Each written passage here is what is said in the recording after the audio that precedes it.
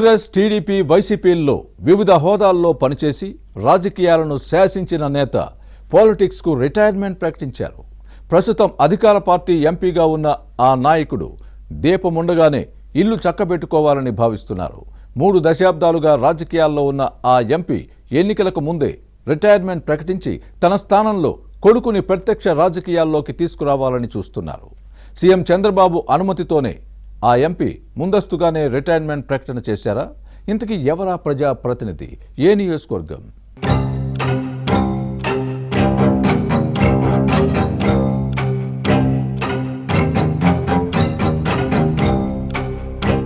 మాగుంట శ్రీనివాసులరెడ్డి ప్రకాశం జిల్లా రాజకీయాల్లో ప్రత్యేక గుర్తింపు తెచ్చుకున్న నేత. కాంగ్రెస్, టీడీపీ, వైసీపీ ఎంపీగా పనిచేసిన ఈ నేత ప్రస్తుతం ఒంగోలు లోక్సభ స్థానం నుంచి టీడీపీ తరపున ప్రాతినిధ్యం వహిస్తున్నారు. ఇప్పుడు రాజకీయాలకు రిటైర్మెంట్ ప్రకటించారు. ఒంగోలు పాలిటిక్స్ లో భారీ మార్పుకు నాంది పలికేలా శ్రీనివాసులరెడ్డి చేసిన ప్రకటన పొలిటికల్ సర్కిల్స్ లో చర్చనీయాంశంగా మారింది.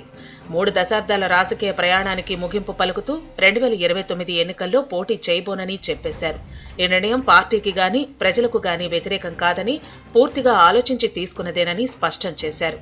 అయితే తన స్థానాన్ని కుమారుడు మాగుంట రాఘవరెడ్డికి అధికారికంగా అప్పగించబోతున్నట్టు ముందుగానే ప్రకటించడం చర్చనీయాంశంగా మారింది.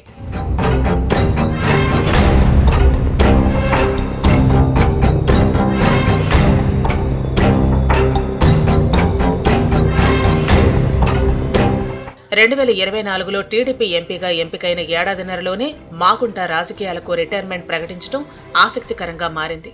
తన అన్న సుబ్బరామిరెడ్డి వారసత్వంగా మాగుంట శ్రీనివాసులరెడ్డి 1998లో రాజకీయాల్లోకి వచ్చారు. ఒంగోలు పార్లమెంటు నుంచి కాంగ్రెస్ ఎంపీగా 3 సార్లు ప్రాతినిధ్యం వహించారు. 2014లో టీడీపీ నుంచి లోక్సభకు పోటీ చేసి ఓడిపోయారు. ఆ తర్వాత తెలుగుదేశం ఎమ్మెల్సీగా ఉంటూ 2019 ఎన్నికల ముందు సైకిల్ దిగి వైసీపీలో చేరి ఒంగోలు ఎంపీ అయ్యారు. కానీ పార్టీ నాయకత్వం పట్టించుకోలేదు. పలుమార్లు జగన్ కు నమస్కరించినా ప్రతి నమస్కారం పెట్టాలనే సంస్కారం లేకపోయినా కనీసం కన్నెత్తి చూసేవారు కాదు. దీనికి తోడు ఒంగోలు పార్లమెంటు స్థానం వైసీపీలో మాగుంటకు వ్యతిరేకంగా మరో గ్రూపు తయారైంది. దీంతో అప్పట్లోనే రాజకీయాలకు స్వస్తి చెప్పి తన కొడుకు మాగుంట రాఘవరెడ్డిని తెరమీదకు తీసుకొచ్చేందుకు శ్రీనివాసులరెడ్డి ప్రయత్నించారు. గత ఎన్నికలకు ముందు తన వారసుడిగా రాఘవరెడ్డి వస్తున్నారంటూ ప్రకటించారు. కానీ మాగుంట కుటుంబానికి టికెట్ లేదని జగన్ తేల్చి చెప్పడంతో మళ్లీ టీడీపీ తీర్థం పుచ్చుకున్నారు.